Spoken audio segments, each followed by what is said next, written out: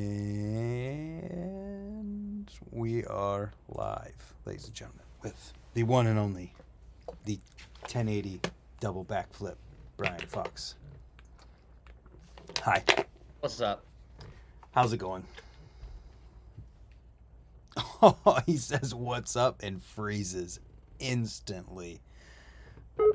Oh, that's hilarious.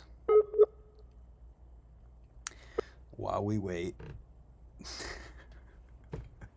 tonight we're going to be talking to Brian Fox about basically being a privateer of the BMX contest world. Brian Fox has won so many contests, podiumed at so many big contests, been at every big contest you can think of, and largely he's done it on his own with minimal help from sponsors, and we're going to get that full story from him tonight. And I think he's back. Can you hear There we me? go. Okay. I just gave the whole intro Yes, sir. for what we're going to be talking about tonight. So I figure we could just start off with kind of talking about what your experience has been as far as like the logistics of contests and things of that nature go, because I don't think a lot of people realize that there are probably more than we would even know contests and big name riders who are making things happen, traveling internationally. Self-funded. Yeah. Yes, Just definitely. essentially a Yeah. privateer of the BMX world. Yeah, man. There's plenty of guys like that. I know there's guys in the UK that are like that. Um, Still, there's a few guys in America that are like that as well. They just don't have like big, you know, corporate sponsorship and stuff like that. So, yeah, there's a lot. There are a lot of guys out there, man. I'm definitely not the only one. So what's your experience with this? Dude, it's tough. I mean, it's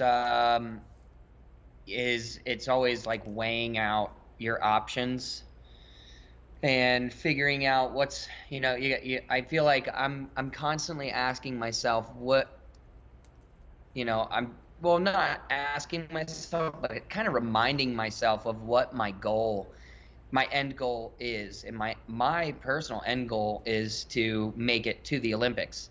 So I have to I kind of have to think about that every time I'm thinking about going to an event or anything like that, so that I'm not spending my money on something that's not gonna do anything necessarily to help me get there.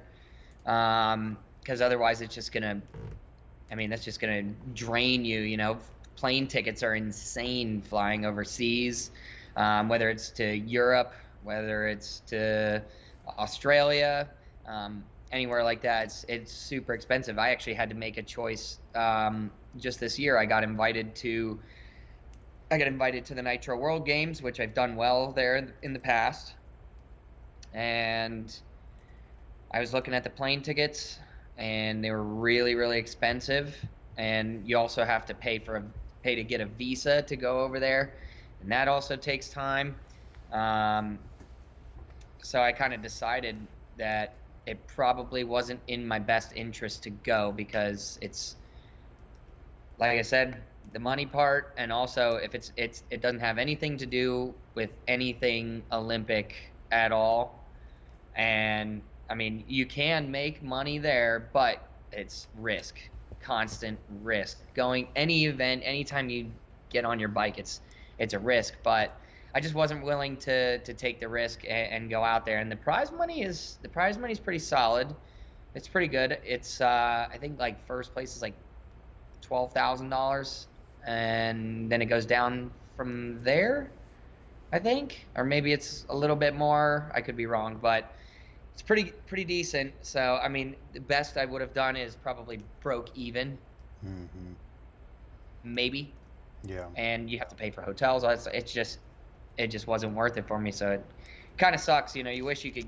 You want to go to all these events. You want to go to every single event that you possibly can, but when it's coming out of your pocket and you don't have you don't have a corporate sponsor paying for your travel, you really got to kind of pick and choose your battles. Right. So, what's it? I'm. Are you familiar with like the people who do have that? Like, what is it? What do they? What? I don't know how to ask this question. What is done for them in regards to getting to like the logistics of a contest for someone who does have that? So I personally, have a factory or not factory, a corporate sponsorship, a few years back. And so how it works is basically when you sign a contract with a corporate company, there might be certain, there's certain things on it, like you can receive you'll receive like a salary pay, which is what's most commonly known by other BMX riders is getting paid to ride your bike. Yeah. But you'll also get incentives for when you do good. So if you win a contest, you get the contest money, and your sponsor will pay you money for doing well at the contest. But really, one of the biggest things is a travel budget. So some of these companies will give you a travel budget. So I think mine back 5-ish years ago or 4-ish years ago was yeah, it was like 5 years ago. It was around like $6,000, which that's what your budget was. So when you have this budget, you still have to pay out of pocket first. You buy your flight, you save all your receipts, and then you write, you make an invoice, you send them your invoice, you submit the invoice to them, and then they cut you that check back. Mm-hmm. So also the hard part about that is that's more, that's looking kind of, sometimes it kind of looks like income. It'll look like income when you receive it. So because the corporate sponsor is using that as a tax write-off. Yeah. You no longer can use that as a tax write-off, so it's looking like you're making that money, but you're really not. So you're essentially getting taxed from those dollars that you receive back, which is kind of crazy to me. But yeah, so you get like a travel budget, man, which is really, really such a huge one, because plane travel is so expensive, man. I think I spent $2,000 on a round trip flight to Belgium this year. Wow. Which, man, that's no small chunk of change, and I had to pay for that. And luckily the event luckily Feast paid for my hotel. They'll do that if you do well, because they want you to, obviously they want you to come to the next event, so they'll pay for your hotel, which is cool. But you still have food costs, other costs, whatever, amongst all that. So it's not cheap, man. It's pretty expensive. It's crazy. Yeah, and it's wild to think about that, because you do well at contests. Yeah, this is, without a doubt, this has been the best year of my career thus far. I think I've podiumed at every single contest I've entered except for 2, and they were still top 8 finishes. Yeah. So it's pretty wild to think about, but and even then, sometimes like these bigger events, you think, oh man, these guys win fees. Like, it's really not like a ton of money unless you make it on the podium, Yeah. and even still, it's not a ton, but it's enough to pay for your trip at least. Right. And then put a couple extra bucks in your pocket, unless, if you win, I think it's like, I want to say it's around. Don't get yourself in trouble. No. I'm not getting in trouble. Okay. This is public information. This can be Okay. public information. It is. They write it on big checks when they give it to the guys. So if you, All right, I just look at the pictures online, you can see. But I think it's anywhere from like $6,000 to $8,000 if you win, and then it dwindles down as it goes down. And man, I think the best I did this year at a World Cup was like 6th place, Yeah. and I got after the exchange and PayPal fees, it was like $600, Yeah. $700 is not enough money. Right. So how do you do it? How do you make this work? Dude, I have like, this is such a funny question because it almost doesn't. At one point, it really almost doesn't because um, I've created so many avenues of ways to make money on the side, aside from contest winnings and stuff like that. Like I have my own fully functioning BMX stunt show company.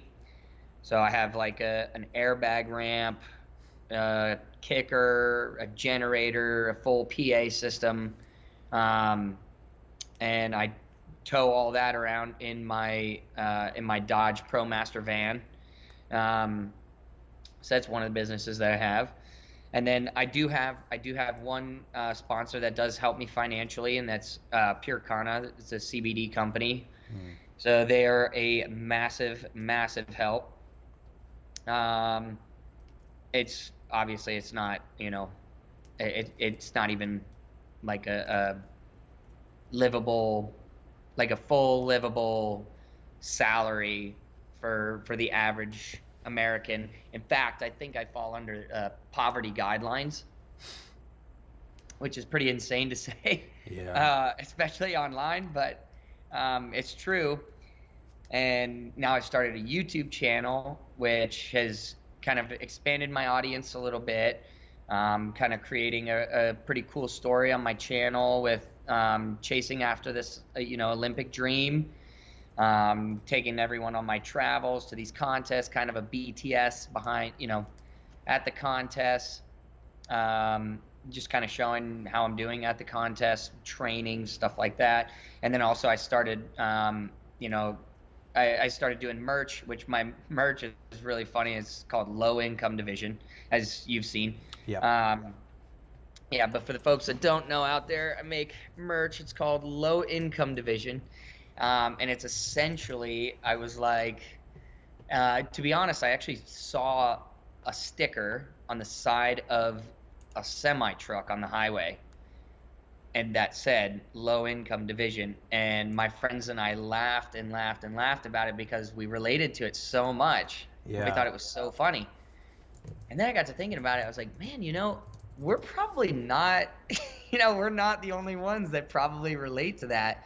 Right. It's especially in the BMX world.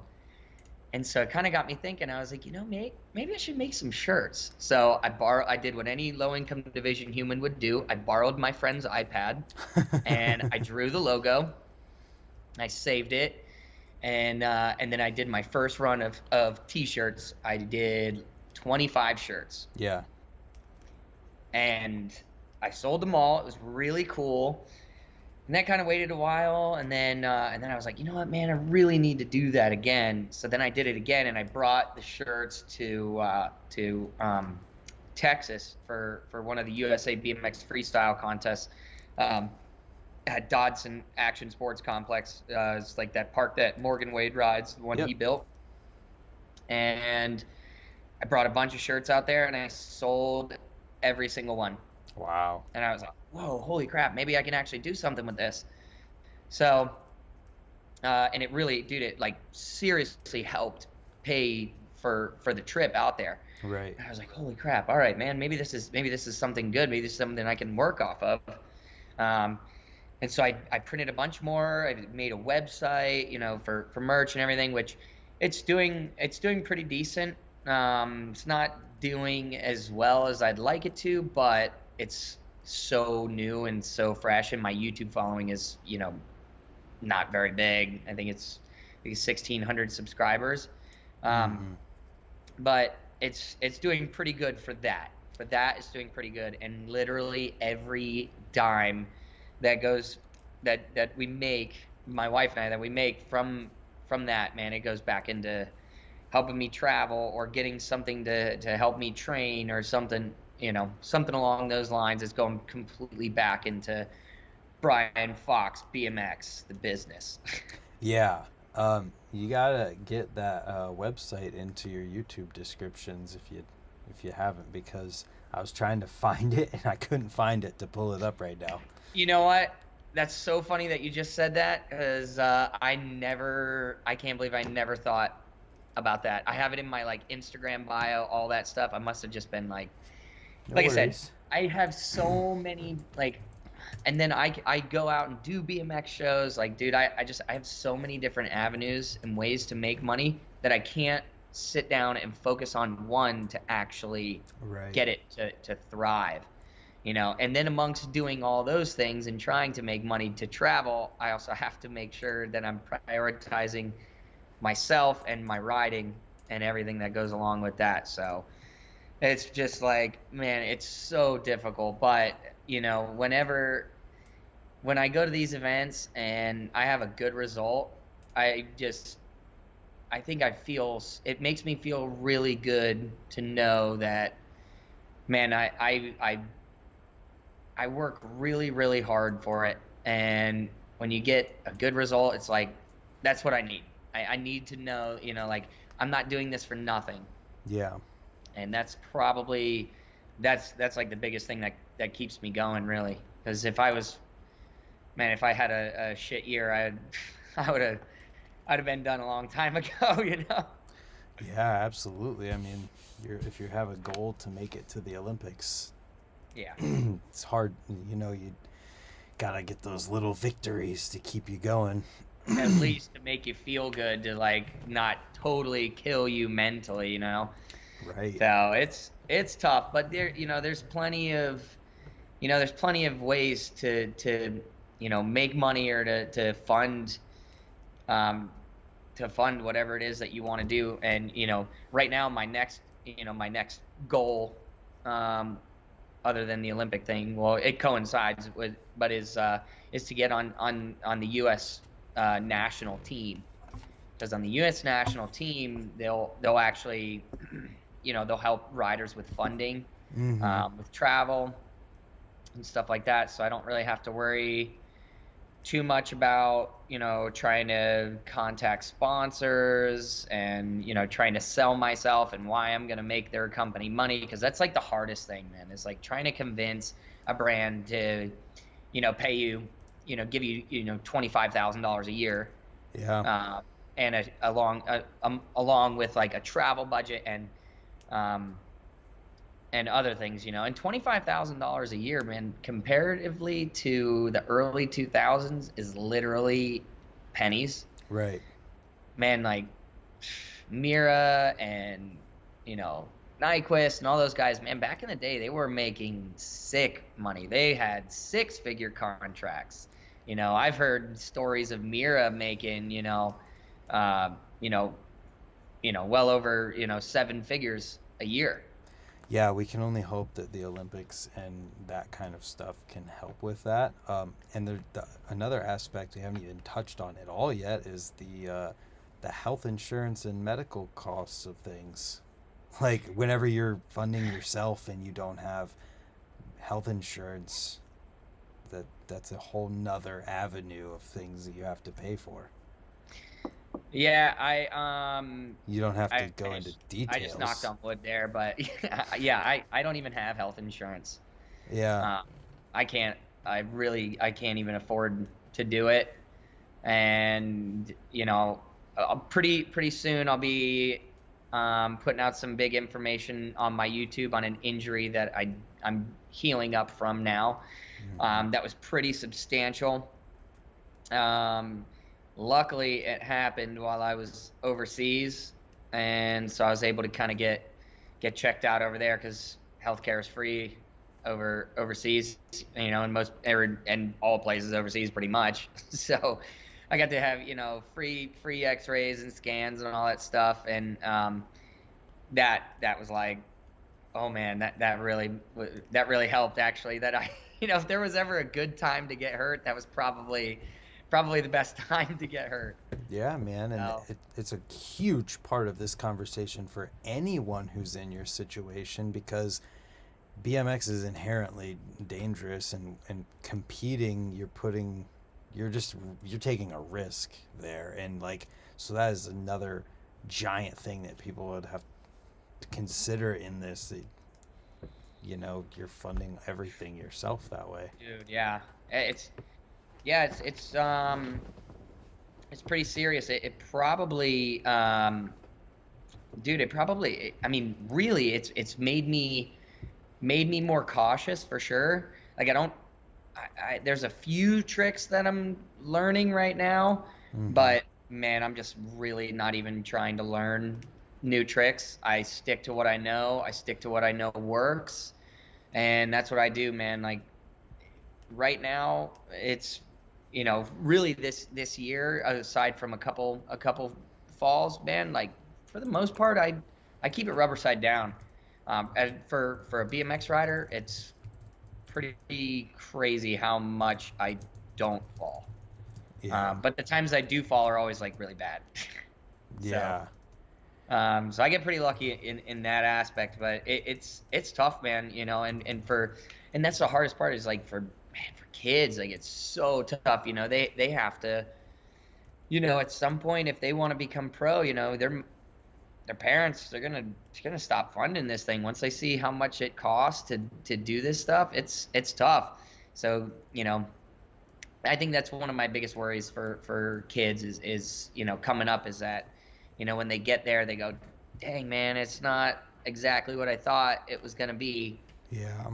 But I will say that for all the hard work that I put in and how absolutely stressful it is trying to make ends meet and trying to, keep my head on straight.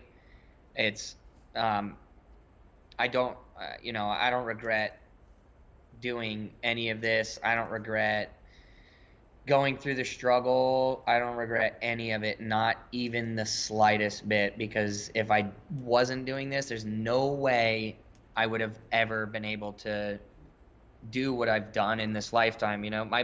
My mom has literally she's never been out of the country before. Yeah. That's crazy to me. I'm gonna get her to go out of the country. She's gonna leave the country next year. I think she's gonna try and go to the World Championships for cycling with my dad, but Nice. she's never been out of the country before. And I start to think about that, and I'm like, man, I've traveled all over to almost every. It feels like every end of this earth, whether it be Australia, Japan, China, which wasn't really great, but I've been to Europe. I've been to some really awesome places, and had some experiences that will just last a lifetime. These memories that I've made are just things that people my age normally don't get to do, and Right. I get to ride a bike and do what I love, man. Like, dude, I wouldn't change it. I wouldn't change it for the world, even with the struggle. I don't care. I'd do it. I'd do it all over again. I And really would. uh, one important thing to hit on here is, yeah, we've talked about a lot of struggle and how you're doing things yourself, but the flip side of this conversation is that it's possible. You're doing it. Oh yeah, it's 100% possible. It just, it's like anything, man. It's like anything in life. Like you want you want to be a doctor someday. You want to be whatever it is that you want to be, man. You can. You just, I mean, you get good grades in school.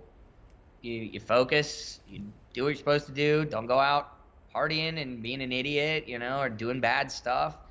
And you probably end up where you're, kind of where you want to go. Even there's doctors out there that never had the funding, probably came from a poor home and a bad family that they're doctors now, man. They're making a crazy living, tons of money. And those guys did it because they just wanted to.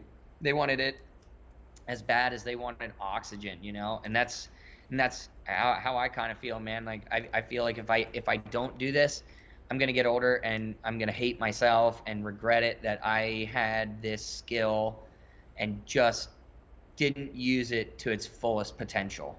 Yeah. So for anybody, anybody out there watching, or kids, or anybody, man, like anyone can literally do what I'm doing. I used to, I would, in high school, I would get out of school. Luckily for me, I lived like 15 minutes away from Mike Spinner's house, who's obviously he's not a favorite of many BMX riders. But I'll tell you one thing, man, I owe a shit ton to that guy for letting me ride at his house growing up, because without it, I don't think I would be where I'm at today. So shout out Mike Spinner on that. But I would get out of school.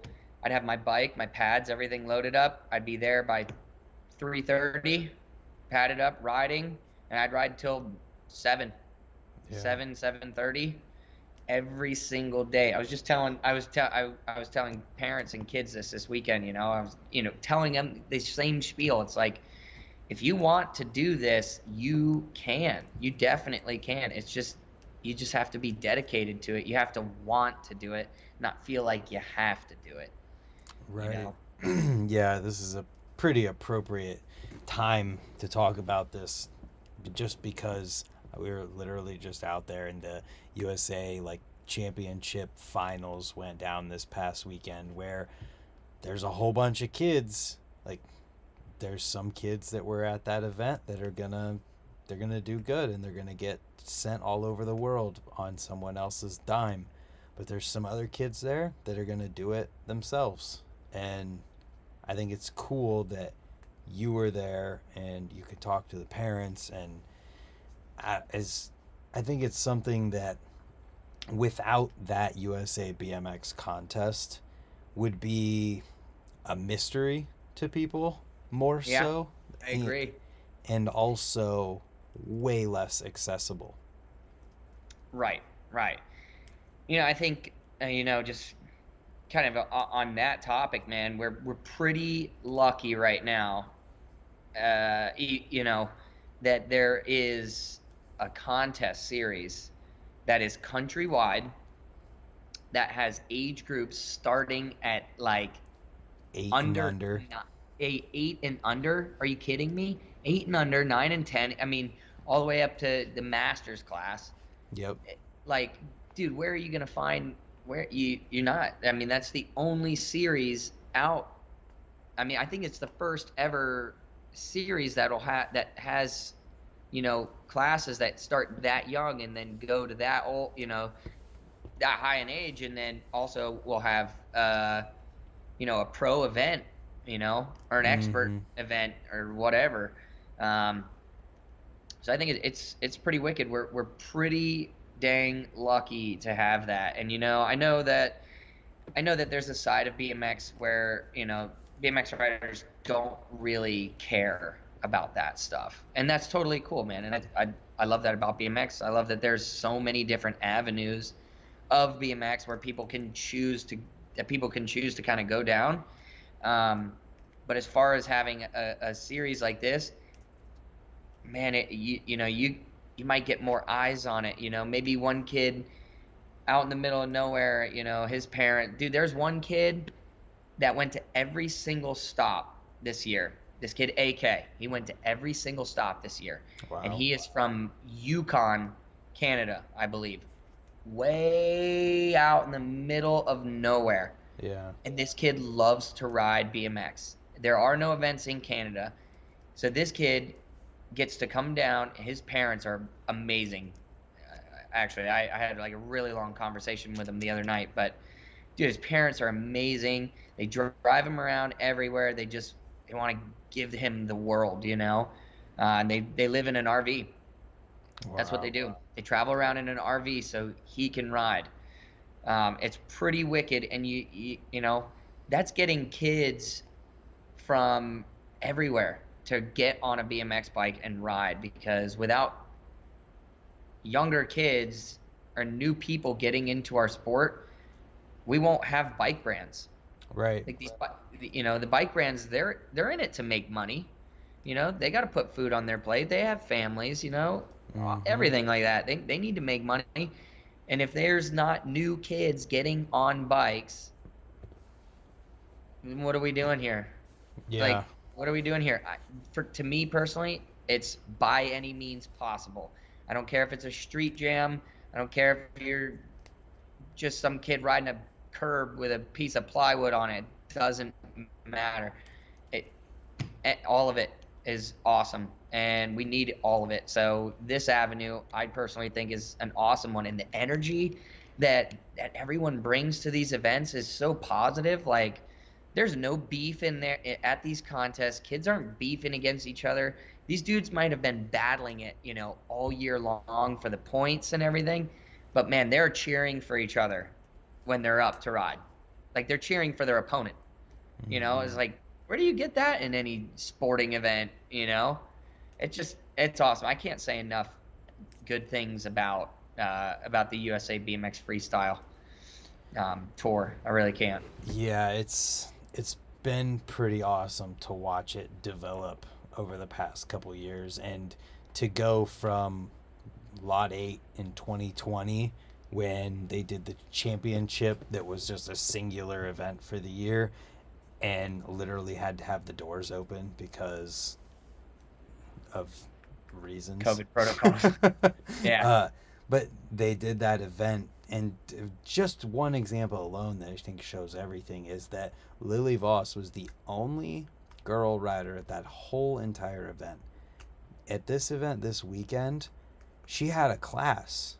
She had there was at least 2 other girls in her class. Then there was, I think, 2 other classes as well, maybe? I can't remember fully, but there was like between 5 and 10 girl riders there when it went from 1.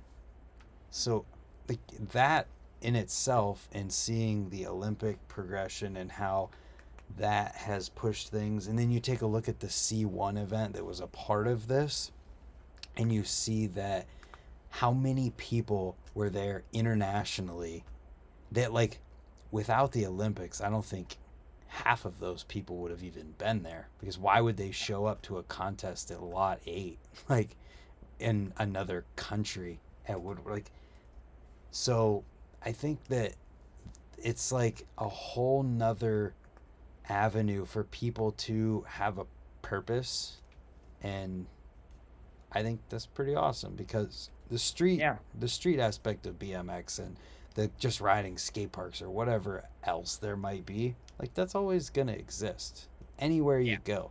But like, for somebody who might have aspirations to be a professional rider and travel the world like you do, it's cool to see what is happening right now. Yeah, I agree. And that's, that's a perfect opportunity, for me when, I live here at Woodward Camp. I live in Bud's Barn right now, which is pretty wicked, but it's a great opportunity for me, to hang out with these kids and give the kids insight, talk to their parents, give their parents insight, because the parents most of the time are like, man, I don't know what we're doing. We just bring him to where he needs to go. That's it. Mm-hmm. And the kids, like, they don't really know what's going on. They know they're riding a contest and they got 45 seconds to freaking send it. Yeah. So it's a great opportunity for me, and especially, for me not having those factory sponsorships, that are so, for some kids, are just, they just seem so far-fetched and so far out there, so far out of reach, for me to tell them, like, hey, you don't need all that. You really don't. You can do it on your own. You can do things just because you want to, right? Yeah, you're gonna have to bust your ass, but you can do it. It's totally you can possible. do it. Yeah, it's totally possible. It's really hard, but it's very possible. But in doing it, for anyone, man, they will never ever regret it. I mean, this has been the wildest ride ever, dude. Like, and now I bring my wife to all the events that are in the U.S.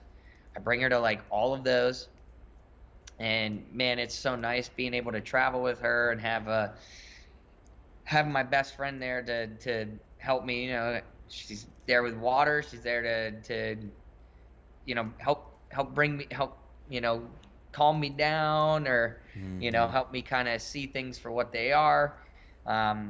It's nice. I'm pretty lucky to have that, but it's tough. But man, it's so worth it, man. It's worth every dime, every drop of sweat, every injury, every fear of how I'm gonna take care of bills. Even though I live at Woodward Camp, I don't have any bills here, but I still have bills. Like Yeah. everybody has bills. Right. So I'm like, every month comes around and I'm like, oh my God, how am I gonna do this? But then I figure it out.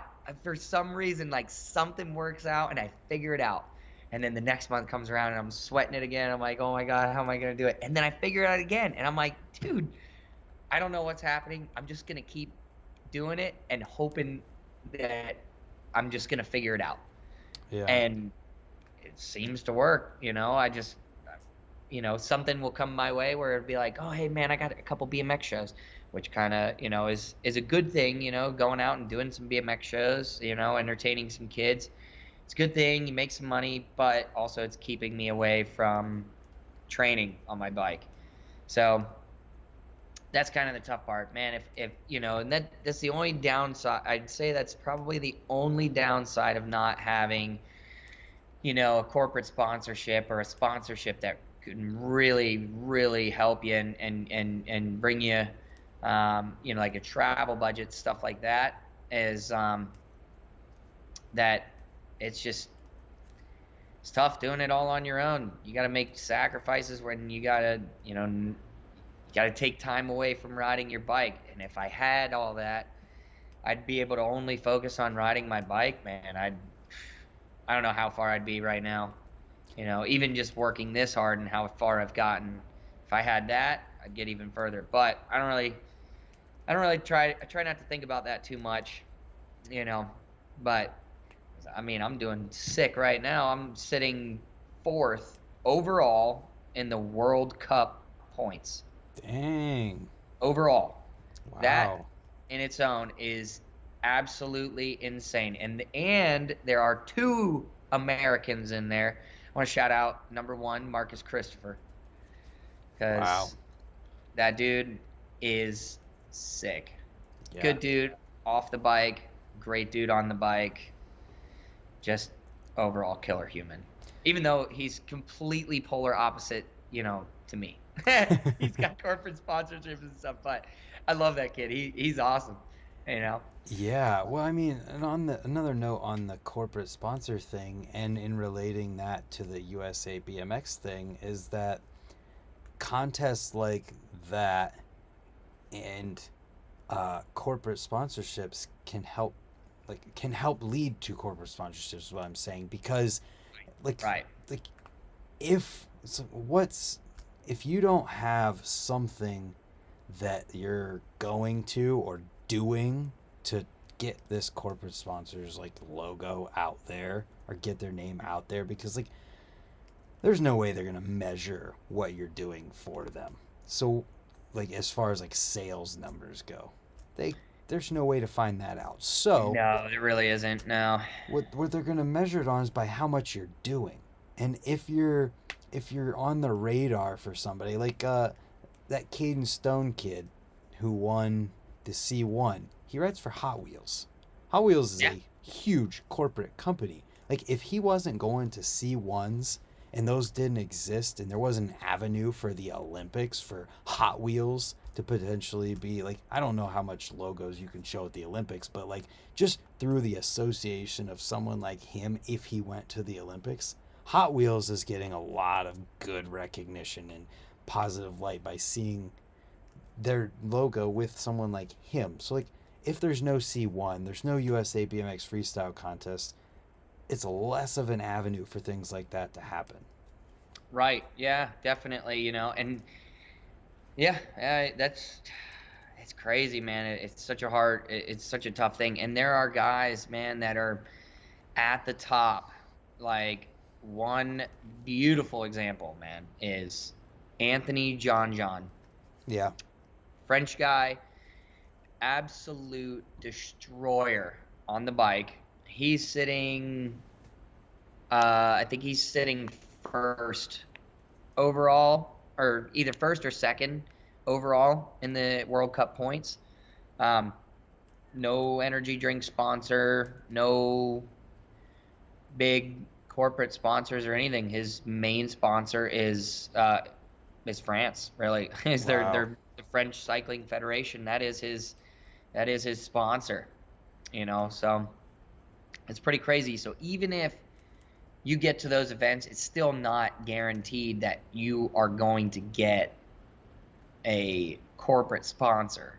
But that shouldn't be I I don't think that should ever be anyone's sole like goal to go Right. after. Does that make sense? Like Yep. I don't think anybody should ever like get on their BMX bike every day in hopes that they get signed by Red Bull or Or Rockstar or any Monster sponsor Energy for that matter. or any sponsor for that matter, right? I think it should be like, if you want to do it, you do it. It's not for a paycheck or anything like that. Yes, sure, it helps and it makes it easier for you to do what it is that you want to do on your bike. But man, it just makes it's gonna just suck the fun out of it for you, man. And it's like having a normal job is like I don't want to have a normal job. Like I just want to have fun. It's like people that have jobs just to have a job hate their job. Yep. Like why do you want to go on living your life hating your job? It's not even a job that a job that you don't even like. Like why are you gonna do that? Like Yep. I'd rather suffer and struggle my butt off and travel the world and ride my bike. Sure, I might be eating ramen noodles very often, extremely often. It's a large portion of my diet, but damn, dude, I get some really awesome experiences. I got the rest of my life to go try working at a job that I'll never like. Like I can do that at any point, but it's so worth it to at least try, even if you don't have those that type of help or that type of backing. I think the only backing you need is those from your loved ones or from your friends, Yeah, man. And probably. you talking about the job and aiming for being sponsors as a goal and everything reminded me of a thing that I heard in school about it's like an ethics topic talking about like fantasies and how actually living a fantasy turns into being like a nightmare situation because it's never actually what you fantasized about and it's never as good. Like reaching the fantasy that you have is never like as good as just going for it. And I could Yeah. relate that to the sponsorship thing in that like I feel like there's a lot of kids out there that are just like I need to get sponsored, and then it happens and you realize, well, nothing's changed. I might not have to pay for something anymore, but like it's this like the same. Nothing's any Still different. doing, yeah. Literally doing this, still doing the same thing. Is you're not gonna, especially on a BMX bike, you're not gonna pick up a bunch of hot chicks. Luckily, I mean, I kind of did, from my BMX bikes. That worked out for me. But you're not gonna have, you're not gonna get all this crazy stuff. Have like cool car or whatever, some crazy sports car, unless you're like the elite, like a Logan Martin or a Daniel Sandoval or something like that. Um, Other than that, you're not gonna have all that stuff. But it's kind of like it's kind of a horrible thing to say, but I'm gonna say it anyways. It's kind of like growing up when you're a teenager and there's this girl that you really really like and you you're chasing her around, and then finally she says yes to a date or something, and you go on a date with her and she sucks. Like she's not even cool. She's not fun to hang out with. Nothing. You guys don't have anything in common. Yeah. It's like, ugh, it sucks. But it was way more fun. It was way more fun when you didn't really know her, but you were chasing her, It's Yeah. kind of like chasing that dream is way more fun. It's like enjoying the process so much more. It definitely makes sense. So the point there is make your fantasy just riding your bike and enjoying riding your bike so that you never stop chasing it. And then if the good things happen, or like, it makes it that much better of a thing. And that's not to say that like uh can't have goals. You can't, you have a goal to be in the Olympics. It's a little bit different. Like if you are in the Olympics, it's not like you're gonna get there and be like, well, this isn't what I thought it was gonna be. Like, that's a little bit No, different. yeah. Well, and it's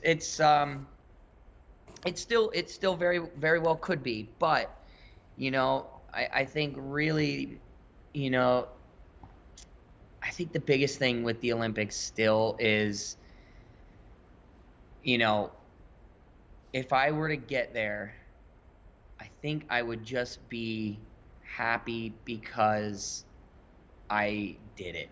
Yeah. Like I got to that point.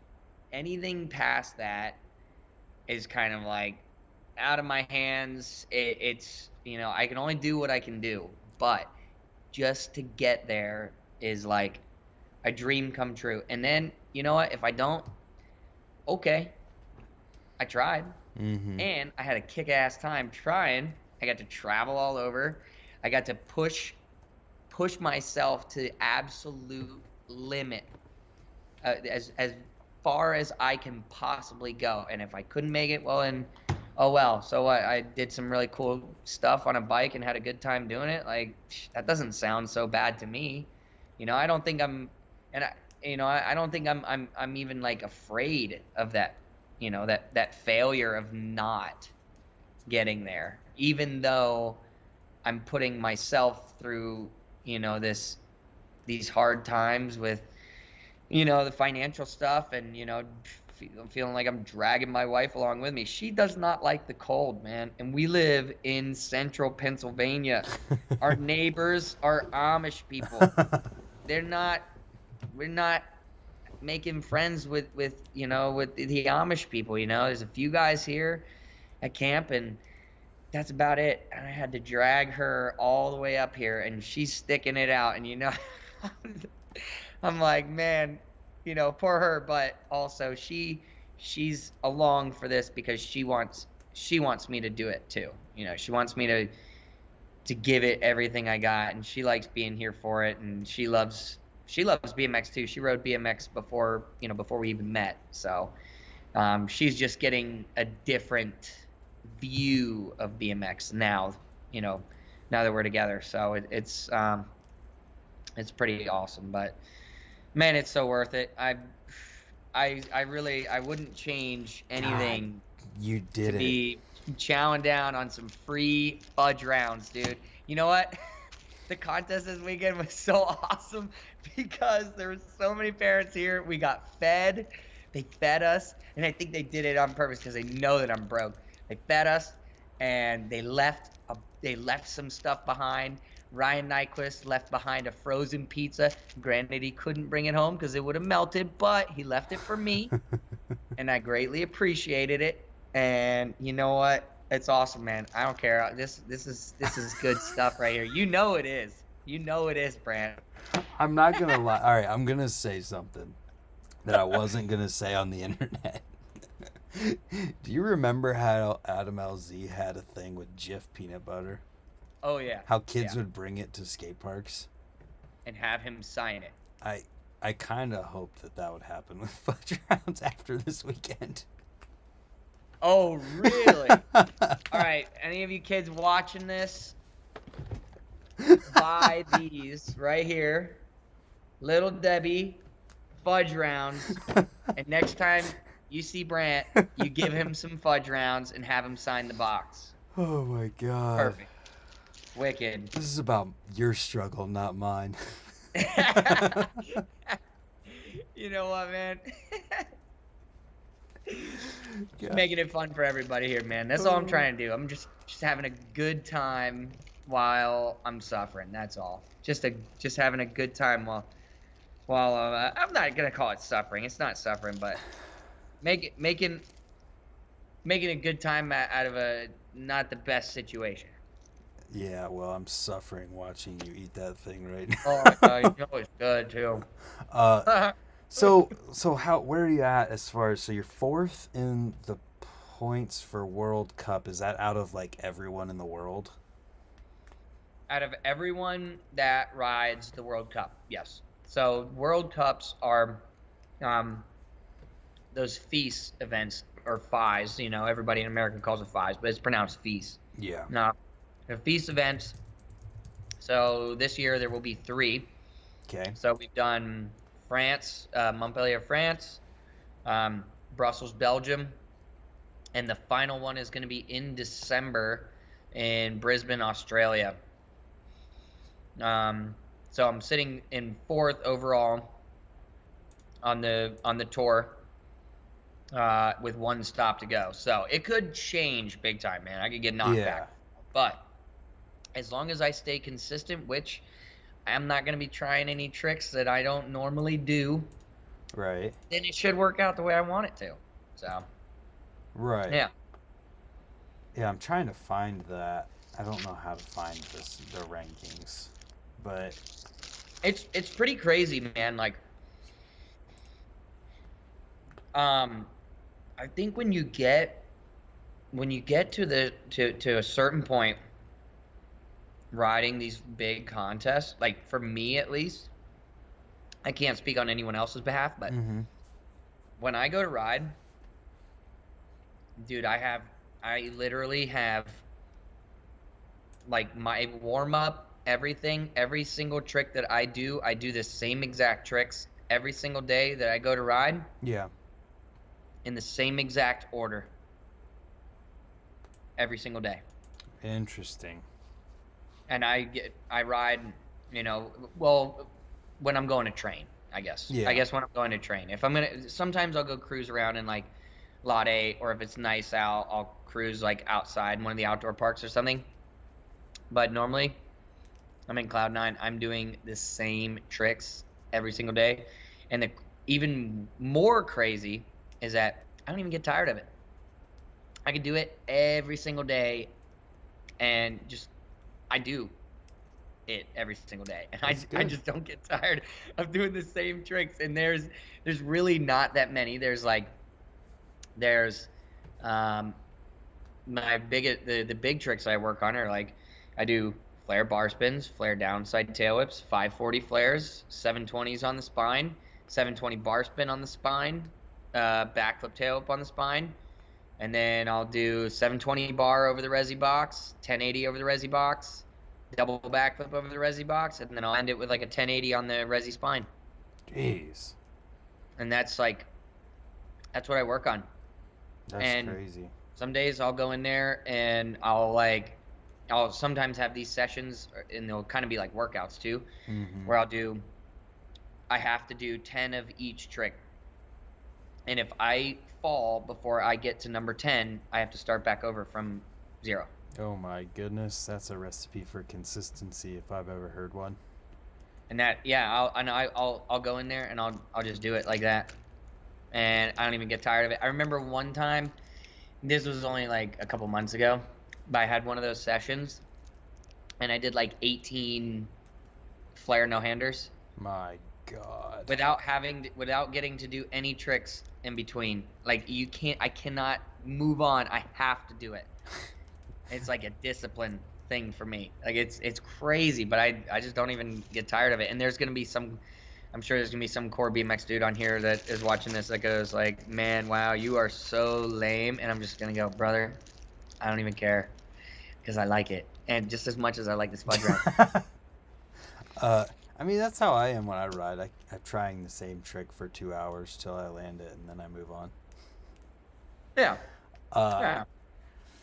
So I was looking for the points, and I couldn't find the points, but I found a post on Fat BMX from 4 days ago with three dates for 2023 for UCI BMX events. Oh, did you really? Yeah, so we got February 16th through 18th in Saudi Arabia. This is just Freestyle Park. Then, That sounds expensive. yeah. Then there's the 17th through the 21st of May in France. That's Montpellier. Yeah, Flatland and freestyle. And then in July, the 6th through the 9th, Brussels in Belgium for park. that's sick. I'm glad they're doing Brussels again. That was a really cool place to do a contest. Yeah. And then it says second half of the year events will be announced later, and they will be organized after the 2023 World Championships, which are going to happen in August in Glasgow. That's right. So next year, there's the World Championships, are the World Championships for cycling in general. Mm. Everything. Road, mountain, I mean like cross country, cyclocross, Ah. downhill, um, velodrome, every single type of cycling that there is out there in the world is all going to be in Glasgow. That's pretty sweet. Yeah, it does say USA Cycling World Championships. That's pretty cool. Man, if I don't even if I don't make the US national team and I'm unable to go to that event, I'm still going to go.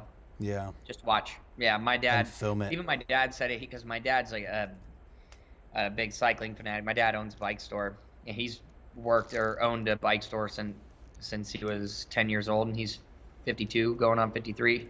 Yeah. But yeah, man, it's crazy. Yeah. So So he was like, I don't care if you don't even go or if you don't even make it, I'm still going. I don't even care. Like, all right.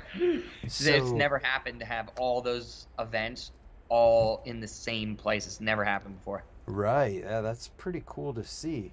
Mhm. What does it take to make it there? Like, what do you how do you qualify for that? That's a good question. So I had no idea until last week. Okay. So and this is totally gonna give away a little bit of my my YouTube video, but Don't do it. no, I don't care. Okay. It's whatever because that YouTube video is like got a bunch of other stuff that is really crazy that happens. But so there's a criteria for picking the team that attends the World Championships. Okay. So depending on where your country sits in points depends on how many athletes each country is appointed to have at the event.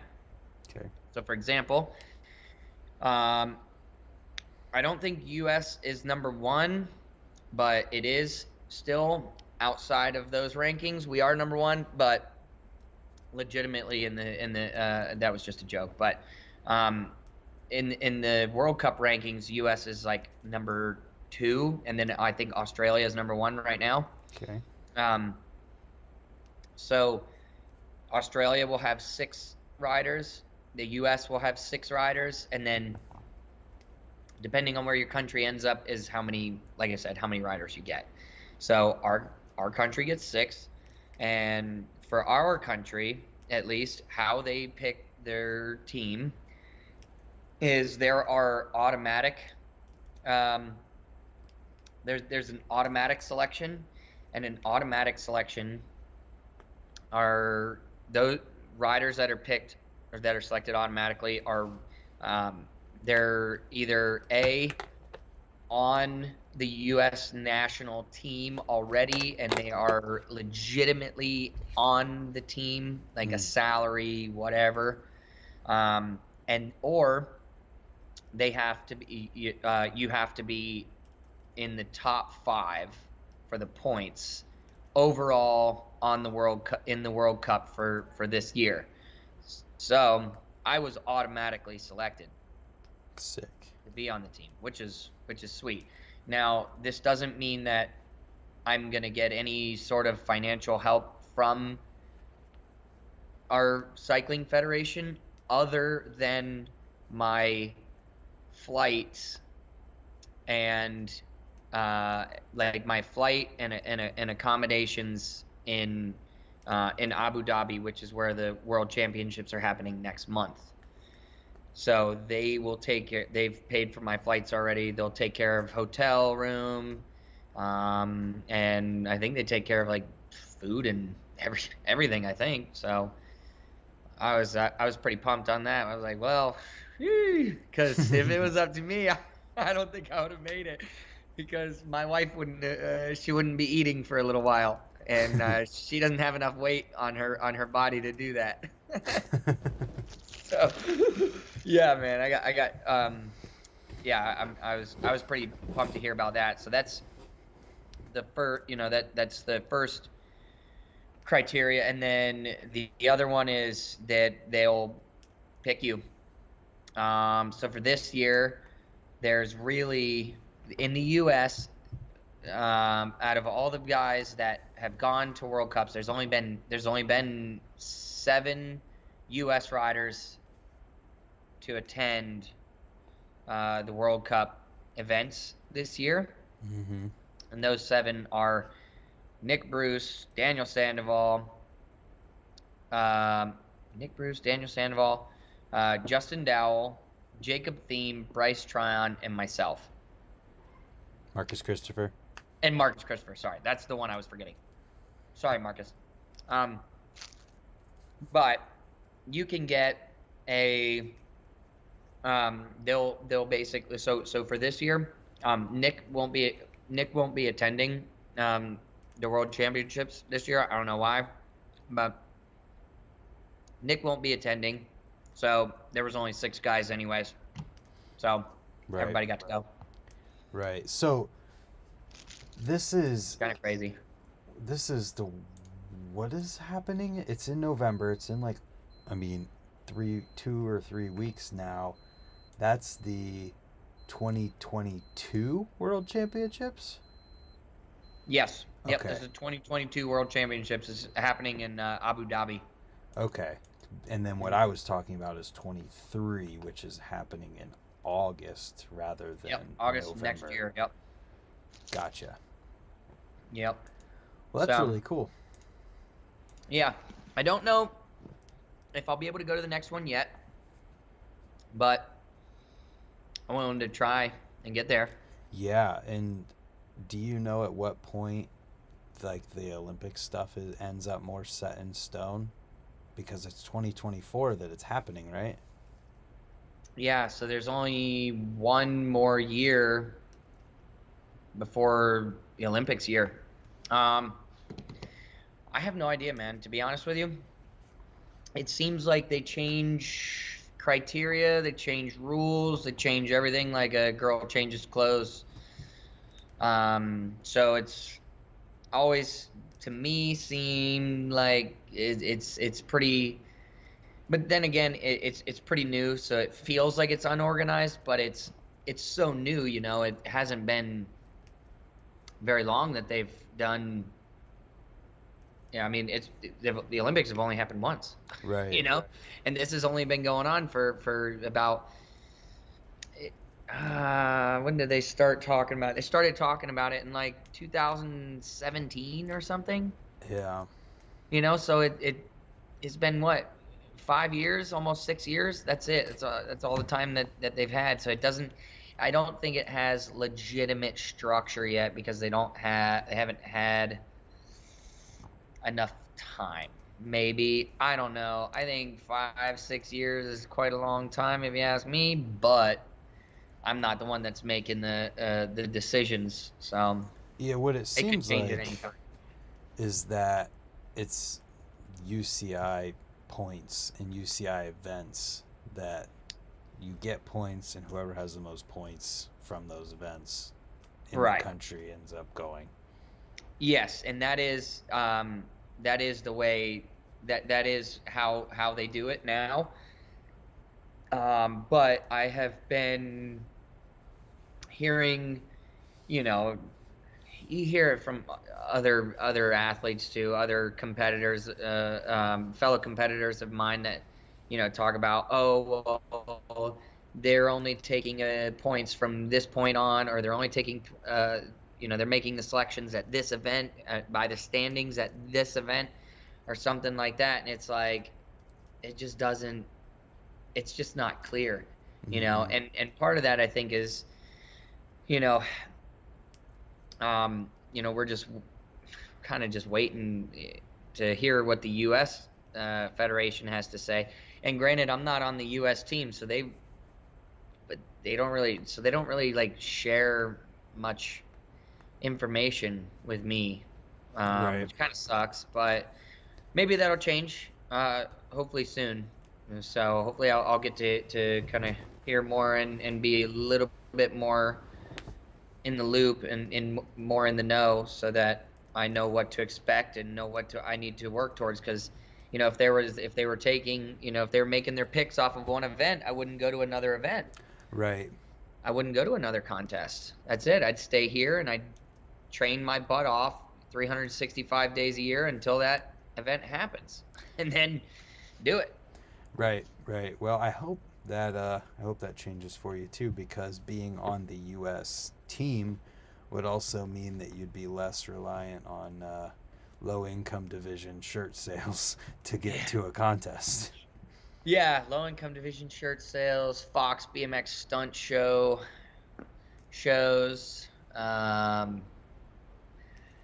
doing shows at schools at 8 in the morning, 7:30 in the morning. And like doing 720s and flip whips at like 7 in the morning is like horrible. I don't really want to do it. As stoked as those kids are, man, it's way too early for me to be doing anything. Yeah. Yeah, I So, get it. But Team USA income division shirt sales will boom. wait, what did it say? Team USA income division shirt sales will Who boom.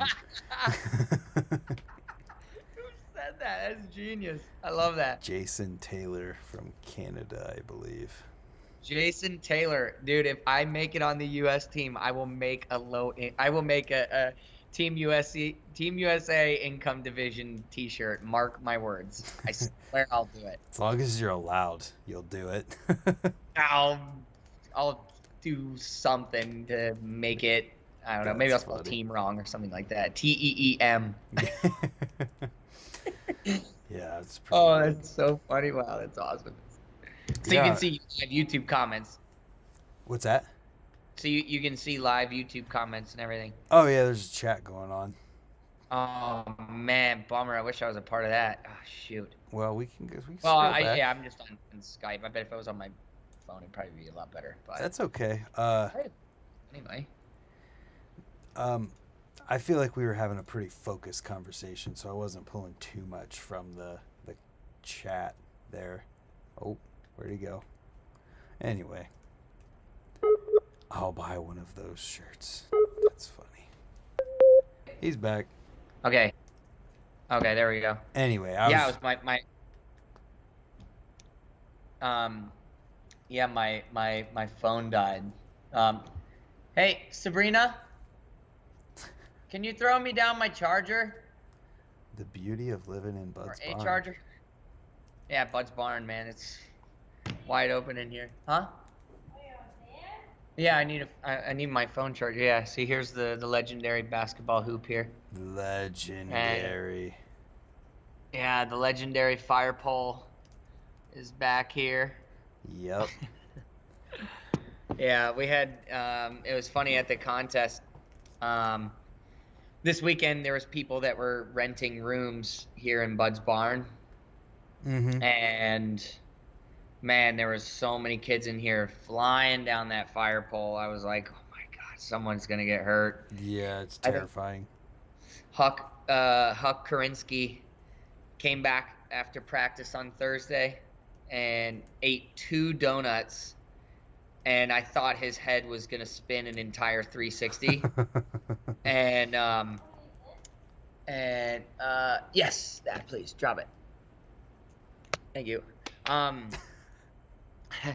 But he eats he ate these 2 donuts, He's going mad. He is going bloody insane. And I'm like, man, someone's got to settle this kid down. So I was like, hey, Huck, you should see how many times you can run up the stairs and then slide down the fire pole and do it again. See how many times you can do that in 5 minutes. Dude, he must have done it like 50 times. That's hilarious. He went nuts. He finished. He was so exhausted. He laid on the ground for like 5 minutes. And then he got up and started going insane again, yelling at the top of his lungs. I was like, oh my God, this is insane, dude. That This is kid. nuts. It There's was something so special funny, about that though. kid. That kid. Yeah, that kid's awesome. I love that kid. He's amazing. He's like reincarnated BMX skills of Dave Mira. Yeah. Yeah. His dad is awesome too. Yes. Man, I love his dad, Kier. Mhm. He's such a killer, dude. Such a good guy. Oh yeah, he's the reason you got them Fudge Rounds. Yeah, I know. Speaking of, I'm not dude, gonna lie to you. I really, oh no, there's only 3 left. That's a bummer. Oh no. Yeah, I need to try and stay away from those, man. We've been chowing down on those. Yeah, I quit eating those and lost like 15 pounds in a month. What? Dude, it was- You don't go back at every once in a while for a I little? haven't had one in years. Really? Yep. I didn't eat a single one from You while didn't I was even there. eat one out of this box? Nope. Wow, impressive. Some discipline. Yeah, well, trying to feel Maybe you might be a good contest rider, Brant. You just don't know. good. What am I gonna do in a contest? Ice pick? No, candy man. bar? You come over to Woodward and we'll train a little bit and we'll see what we can get you to do. It sounds like you got the discipline for it. I might have the discipline, but I don't have the want to do any kind of backflip or tail whip. Have you never done a backflip before? Nope. Perfect YouTube video. I think we should do that next. Teaching That's. Brant how to backflip. I think that's when I get to 1 million, or is it 100,000? When I get to 10 million, I'm shaving my head. Oh man, it would be really great to see that day. So yeah, if you're watching this, subscribe. If you don't already, let's pump this up. Let's see this guy shave his head because that would absolutely be amazing. Amazing. It would. I won't cop out of it either. 10 million's 10 million. I won't care about anything at that point. Yeah, that's not bad.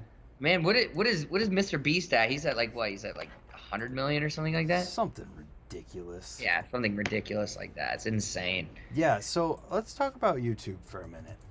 What do you got You love going on talking over about there? YouTube. Well, what do you have going on over there? What, at YouTube? Yeah, what is your goals for YouTube? Honestly, man, like I just kind of wanted to film this journey because a few years ago I didn't even think I was going to ride professionally anymore. I just was kind of jaded by it, and I had gotten hurt and just kind of had a lot of stuff going on in my life that just wasn't super great. So I really wasn't. I don't know. I just didn't kind of lost the love for it.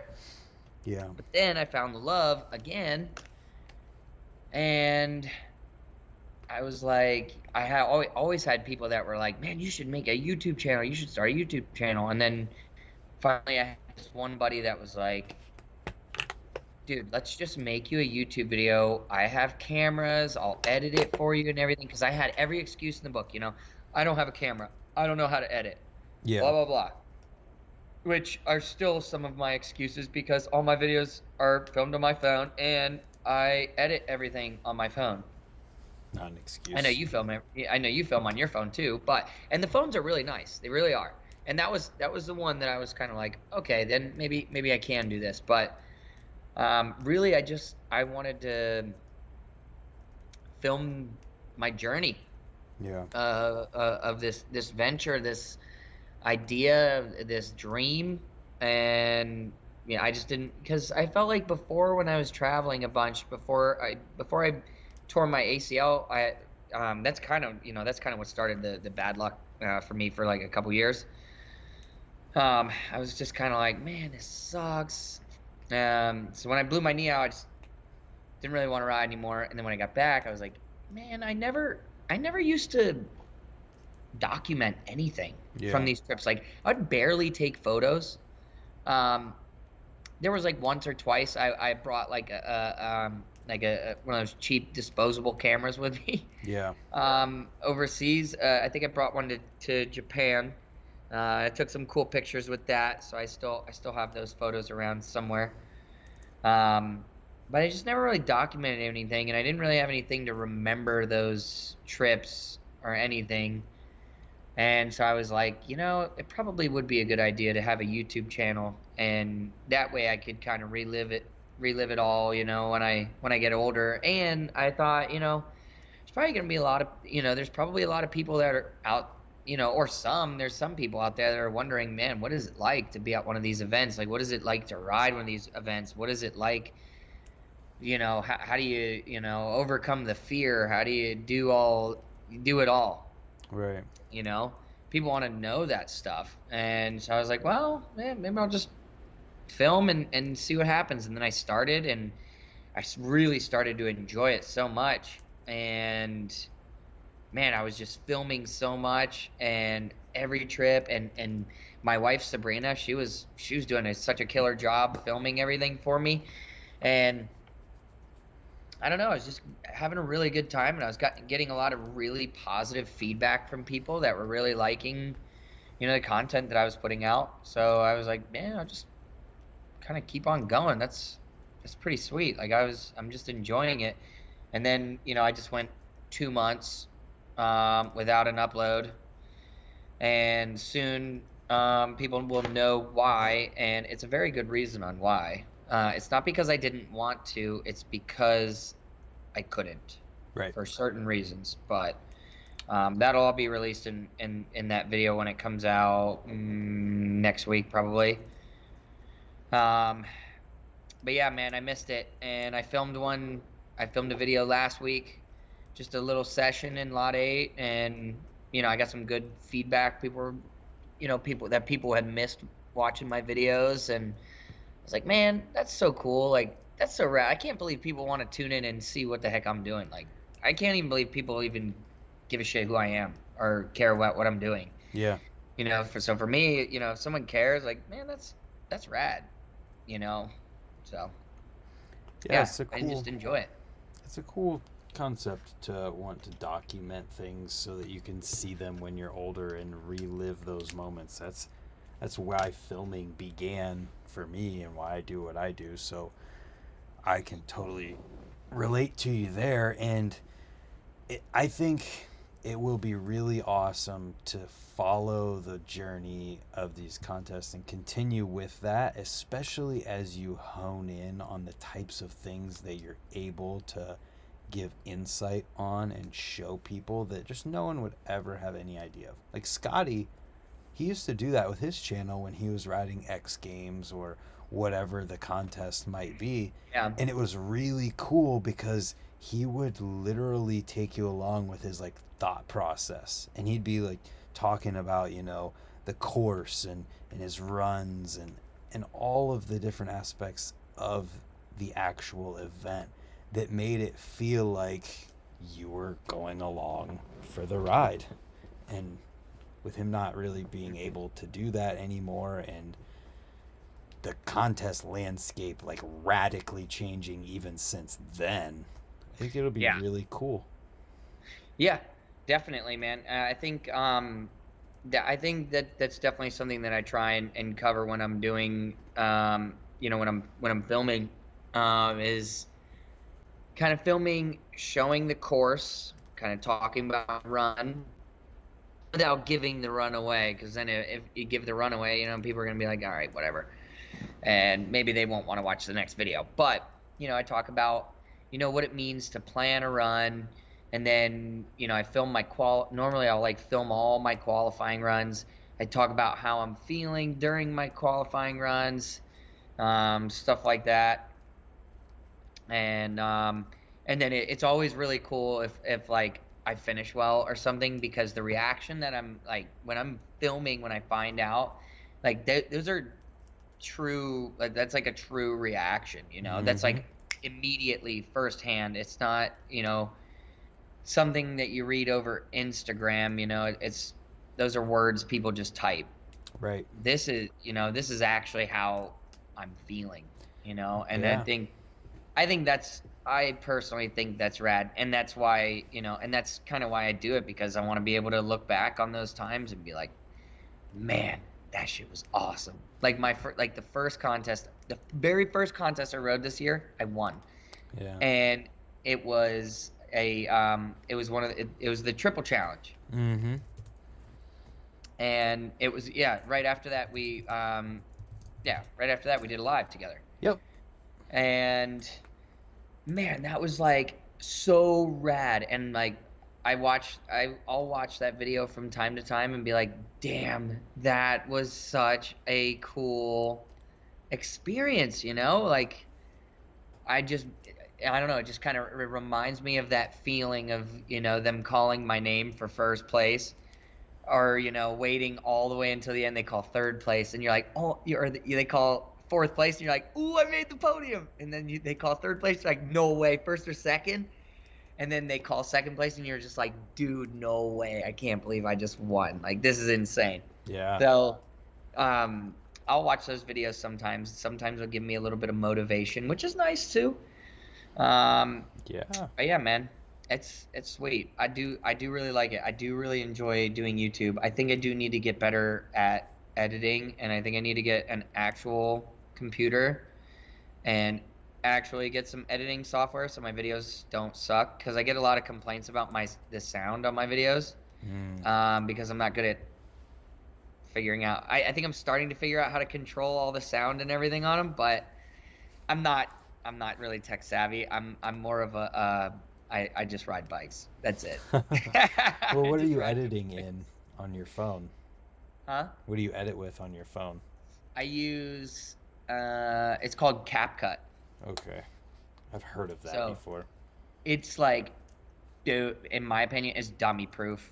Okay. It's dummy proof. Like it just makes things super easy. It's got some cool transitions and stuff, if I'm using a transition for anything, like Yeah. in my intro, like my little intro that I have, like I use one transition at the end to show my you know, Brian Fox, you know, channel thing. Your Fox But logo, it's all yeah. right. It's pretty cool. It works Um, good enough for me. So and I don't really have the time right now to sit down and learn. I feel like I'm being stretched in like all different directions, trying to make money, trying to survive, trying to progress and become the best BMX rider I can be. yeah, you're doing it right by not like stressing too much about the camera or the editing or anything like that, and you're just doing it because there's a lot of people who would love to make YouTube videos. They would be totally dedicated to it, but they let well, I don't have a camera, well, I don't have a computer to edit. They let those things get in the way, and to do that, just, I mean, it screws you over before you even actually start.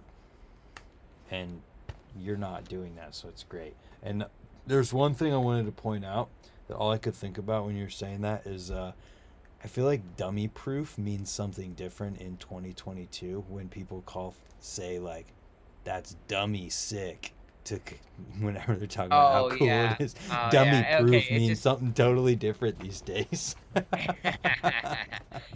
yeah, it's just easy, man. It's so easy. Just, yeah, check it out.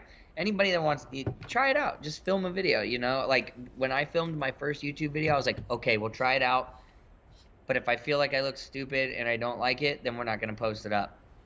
And we filmed it, and I was like, hey man, you know what? I don't think I didn't feel that stupid when when I said what I said, and the video looks cool. Yeah, let's do it. So we put it up, and then my buddy was like, all right, so now that you know you did this, you know you have to continue doing this, right? And I was like, oh Yeah. shit, that's right.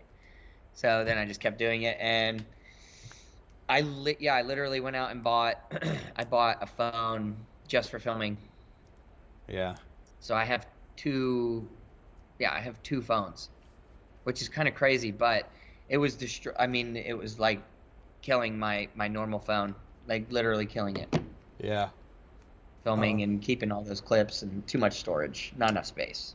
You're doing a good job, though. I mean, I'm looking at your first videos right now and looking at the ones before your break there and the one you just posted. Things are doing well. And I think if you just continue with it, it will continue progressing and you'll keep Yeah. documenting and it'll be good.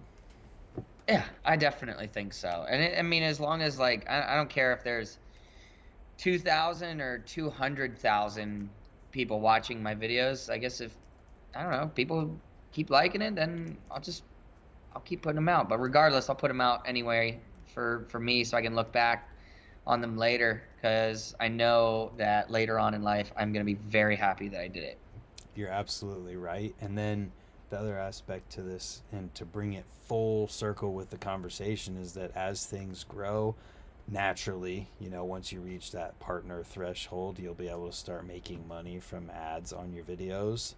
And also, the way the world works these days, companies care about numbers, and you'll be able to show this YouTube channel to a company, and this will be that, like, that proof that you can, like, do something for them and that you have value for them. Yeah. That we talked about. Yeah, definitely. Yeah, I monetized my channel, but it doesn't really it hasn't made enough yet to even pull the money from like Google AdSense, Yeah. I think is what it is.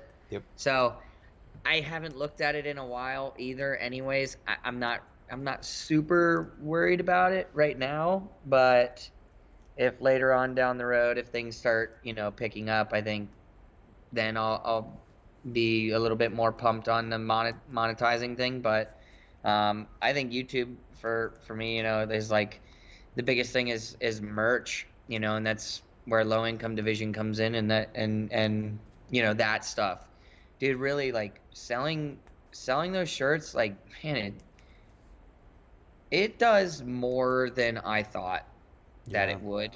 And also at the same time, dude, when I see someone wearing my shirt, I'm like, dude, I can't believe I drew that silly looking logo on my buddy's iPad and printed it on a shirt and people like it. And I don't even know if it's that people like it or that people like me and they just want to support my journey and they just think that my journey is kind of cool. Yeah, and man. Either way, I don't, either way, I'm totally cool with whatever it might be. Hell yeah. Well, where can people find those shirts? You can find them on my website at it's www. And nobody says www anymore, isn't that crazy? It's just brianfoxbmx.myshopify.com. And that's in your Instagram bio? Yes, and in about 15 minutes, it will also be in my YouTube bio. And so you know, since you have a computer, you can go into the studio and set upload defaults. So you can put a default description that has your link in it that comes up without you having to type it every time. Oh, no way. Yep. I did I'll not help you know with that when we get off here. But on that note as well, Brian's channel is linked in the title of this as well as the description. It's just his name up there. All you gotta do is click it with the @ sign, just like anywhere else on the internet. And it's cool to see what he's got going on, and it's a totally different side of BMX than what I show. So I think anybody who watches and enjoys what I do will enjoy what he does, because it's another avenue of BMX. Yeah, definitely. Anything else to say? No, man. I guess, if there's anyone watching this that has any questions on how to make it happen, hit me up. Let me know. Message me on Instagram, hop into the YouTube comments, whatever, man. Hit me up. I'm an open book. I'm seriously, like I'll talk to anybody, and I just try and be a good dude like that. So yeah, if you have any questions or anything, hit me up. Other than that, I guess all I can say is thanks, Brant. It's always good chatting with you, and hopefully you should come back to camp soon because it's lonely here. I Yeah. don't have anybody to ride with, Yeah. other than my wife, of course, which is fun. But we need more people to ride with.